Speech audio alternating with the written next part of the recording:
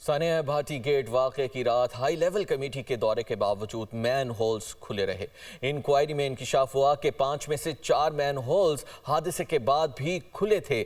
Man holes के cover बनाए ही नहीं गए थे। मैन होल्स कवर ना बनाना टीपा इंतजामिया की संगीन गफलत करार दे दी गई है, जबकि इंक्वायरी कमेटी की चीफ इंजीनियर टीपा और एमडी वासत से सख्त पूछगछ। कमेटी ने सवाल किया कि साइट पर मैन होल कवर क्यों ना किए गए, जबकि वासा का मौक़िफ़ था कि टीपा को मुतअद्दिद खतूत लिखे हैं। इसी हवाले से मज़ीद तफसीलात बताने के लिए हमारे साथ ज़ैनुल आबिदीन मौजूद हैं। ज़ैन, बताइएगा क्या कुछ इस तहकीकात में सामने आ सका है?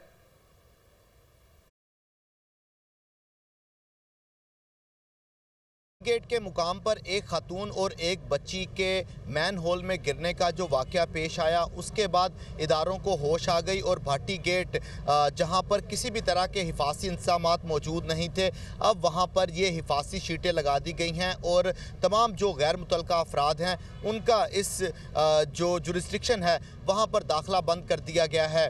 ताहम जो फैक्ट फाइंडिंग कमेटी की तरफ से वज़ीर आला पंजाब को रिपोर्ट जमा करवाई गई थी, उसमें यह इंकशाफ किया गया था कि जब कमेटी यहाँ पर पहुँची तो इस पूरे एरिया में 5 मैन होल थे, जिसमें से 4 खुले हुए थे और एक मैन होल में रेस्क्यू ऑपरेशन जारी था और उन मैन होल को कवर नहीं किया गया। लेकिन ये वाक़या पेश आने के बाद ये जो मैन होल है इस पर जो आर्जी कंक्रीट है वो करके इसको अभी बंद कर दिया गया है और उस गैर कानूनी पार्किंग स्टैंड की वजह से ही जो खातून है वो इस मैन होल के अंदर जा गिरी है।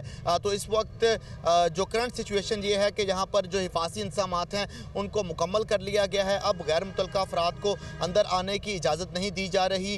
गैर कानूनी पार्किंग स्टैंड को भी यहाँ से ख़त्म कर दिया गया है, ताहम तामीराती काम अभी तक शुरू नहीं हो सके।